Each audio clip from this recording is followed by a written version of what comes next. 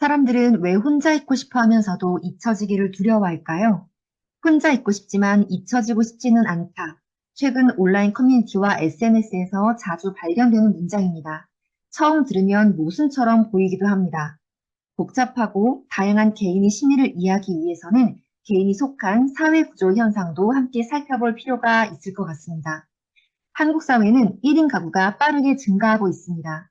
2024년 기준 우리나라 1인 가구는 약 804만 가구에 이르며 서울의 경우 전체 가구 중 약 40%가 1인 가구로 나타났습니다.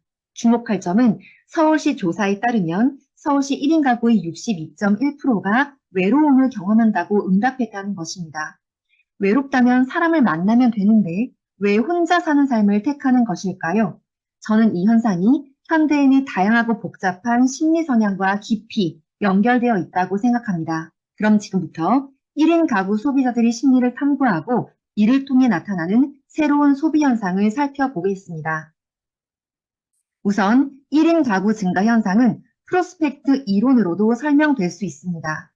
이 이론에 따르면 인간은 확실한 이익을 선호하고 손실을 회피하려는 성향을 지닙니다. 특히 인간은 동일한 크기의 이익보다 손실을 약 2배에서 2.5배 더 크게 지각한다라고 합니다. 이를 손실 회피라고 합니다. 이러한 손실 회피 성향은 현대인이 결혼 대신 혼자 사는 삶을 선택하는 심리적 배경 중 하나로 해석될 수 있습니다. 결혼은 통제와 예측이 어렵고 불확실성이 높은 선택일 수 있습니다. 반면 1인 가구의 삶은 자신이 주도적으로 설계하고 통제할 수 있습니다. 인간은 혼자 살면서 얻는 행복보다 관계를 맺음으로써 잃을 수 있는 것들을 훨씬 더 크게 지각할 수 있기 때문에 혼자 사는 삶을 선호하게 되는 것이라고 설명될 수 있습니다. 이는 광고 마케팅 메시지 전략에도 인사이트를 제공할 수 있습니다. 소비자에게 확실하게 제공되는 혜택을 강조하거나 손실피 성향을 활용한 메시지 프레이밍 전략이 효과적인 이유가 바로 여기에 있습니다.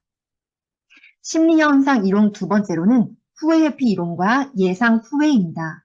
이 연구에 따르면 인간은 한 일에 대한 후회와 하지 않은 것에 대한 후회를 모두 경험하지만 인생이라는 장기적인 관점에서는 하지 않은 것에 대해 더 큰 후회를 한다고 합니다.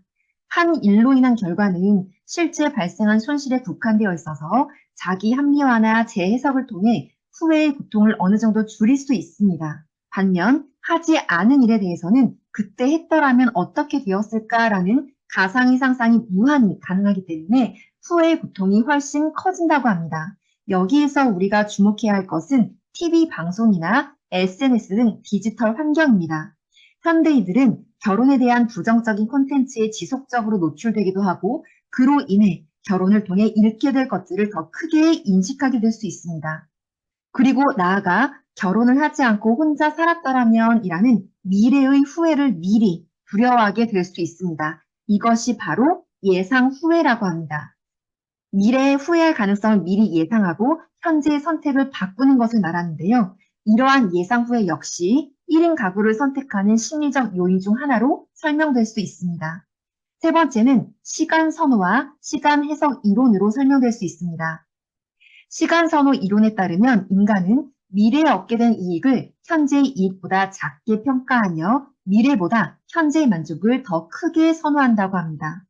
즉, 먼 미래에 결혼을 통해 얻게 될 이익보다 지금 당장 혼자 사는 삶에서 얻는 자유와 편안함을 더 크게 인식하게 되는 것입니다. 즉, 결혼이라는 미래의 선택은 사랑이나 가족처럼 추상적이고 이상적으로 그려질 수 있지만 막상 결혼을 구체적으로 고려하는 순간에는 경제적 부담이나 생활 방식의 충돌, 관계 유지의 피로감 같은 구체적이고 현실적인 단점이 두드러지게 될 수 있습니다. 이러한 세 가지 심리 이론들을 통해 현대인들이 혼자 사는 삶을 선택한 현상을 심리적으로 살펴보았습니다. 그렇다면 이제 이러한 심리를 바탕으로 1인 가구 시대에 나타나고 있는 새로운 소비 현상에 대해서 알아보겠습니다. 새로운 소비 현상 첫 번째는 바로 비인간과의 관계 형성입니다. 선행 연구에서 인간에게는 타인과 연결되고 싶어하는 근본적인 소속 욕구가 있다고 설명되었습니다. 즉, 인간은 원래부터 타인과 연결되고자 하는 존재입니다. 과거 사회 구조에서 인간은 부모, 자녀, 배우자, 이웃, 직장 동료 등 다양한 역할 속에서 타인과 관계를 맺는 것을 당연하게 생각해 왔습니다. 존재의 이유 역시 이러한 다양한 관계 속 역할을 통해 자연스럽게 찾을 수 있었습니다.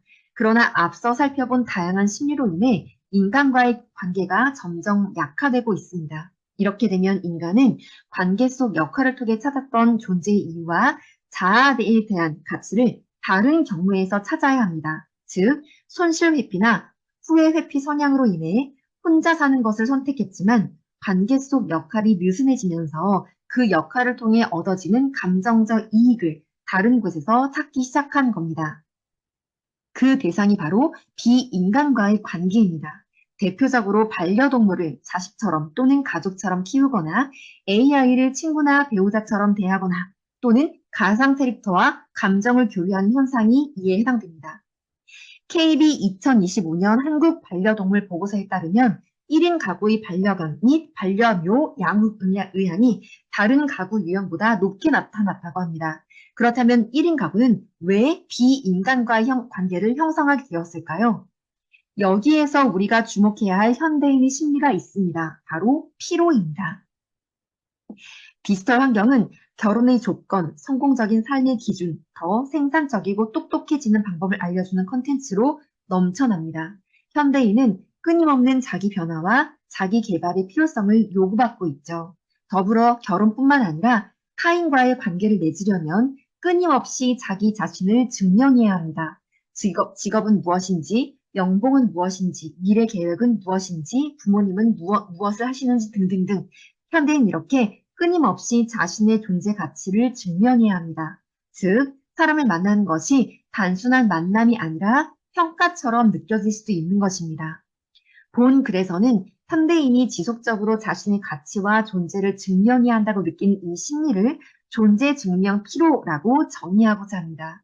요즘 사람들이 1인 가구의 삶을 선택하는 이유 중 하나는 바로 이 존재 증명 피로로 인해 관계를 감당할 에너지가 부족해진 것일 수 있습니다. 그렇기에 내 존재를 필요하게 증명하지 않고도 감정적 이익을 얻을 수 있는 비인간과의 관계를 형성하기 시작한 것입니다. 즉, 반려동물, 가상 캐릭터, AI를 의인화하여 새로운 정서적 대상으로 삼고 있는 것입니다. 착한 강아지는 나의 학벌을 묻지 않고 센스 있는 고양이는 나의 연봉을 평가하지 않으며 AI는 나의 실패를 비웃지 않는다며 위로와 위안을 느끼기도 합니다.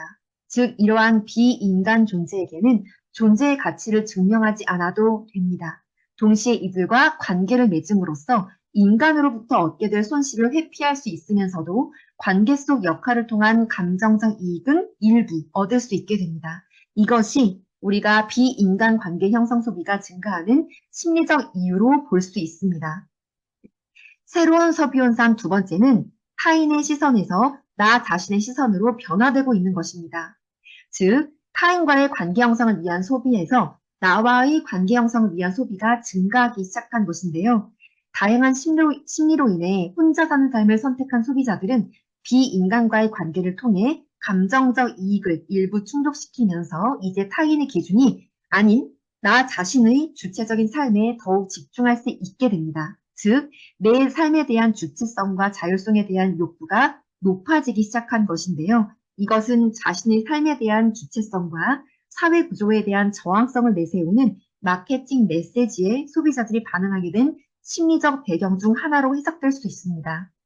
이런 현상을 잘 보여주는 대표적인 사례가 바로 팬버타이징 광고입니다. 팬버타이징은 여성의 주체성과 권익을 강조하는 광고를 의미하는데요. P&G사의 Always 캠페인이나 보브, 나이키, 헤라의 서울리스타 등의 광고가 대표적인 팬버타이징 광고이며 소비자들의 긍정적인 반응을 이끌어냈습니다. 그러나 사실 넓게 보면 팬버타이징 광고는 단순히 여성 광고로만 치부할 수 없습니다. 이 광고들은 상품을 홍보하는 것을 넘어 소비자들에게 이렇게 말하고 있기 때문입니다.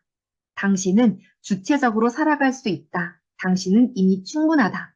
이런 메시지는 사실 굉장히 이상한 광고 메시지에 속할 수 있습니다. 광고는 원래 소비자의 결핍을 자극하는데 팬버타이징은 정반대의 이야기를 하기 때문입니다. 당신은 이미 가치가 있다고 말입니다. 소비자들은 팬버타이징 광고의 이러한 진정성과 가치에 반응을 했고, 광고 속 주체적인 인물에 자신을 투사함으로써 불확실하고 피로한 현실 속에서 내가 진정으로 원하는 삶이 무엇인지 깨닫고 내 삶에 대한 통제권을 잃지 않기를 바랍니다. 이것은 곧 내가 나를 이해하고자 하는 심리이며 과거의 나와 지금의 나, 그리고 미래의 나를 연결해서 스스로 가치를 인정하고자 하는 노력일 수 있습니다. 결국 현대인은 손실 회피, 후회 회피 이론의 예상 후회 등등 여러 가지 심리가 복합적으로 작용하면서 혼자 사는 삶을 선택하고 있습니다. 그러나 인간은 근본적으로 연결을 원하는 존재입니다. 그래서 연결의 방향이 인간에서 비인간으로, 타인의 시선에서 나 자신의 시선으로 바뀌고 있을 뿐입니다. 이것이 바로 현 시대의 또 다른 연결 소비입니다. 1인 가구 소비자들의 연결 소비 시대는 끝나지 않았습니다. 단지 연결의 대상과 방식이 근본적으로 재편되고 있을 뿐입니다. 사람들은 여전히 내가 아직 세상과 연결되어 있고 내가 여전히 가치 있는 존재라는 감각을 사기 위해 이러한 연결 소비를 하고 있는 것인지도 모릅니다. 빠르게 휘몰아치는 세상의 변화 속에서 휩쓸려 가지 않고 나답게 우리로서 살아남기 위해 새로운 연결을 해서라도 노력하고 있는 우리들에게 이 문장으로 이번 영상을 마무리하고 싶습니다. 당신은 충분히 가치 있는 사람입니다. 잊지 마세요. 감사합니다.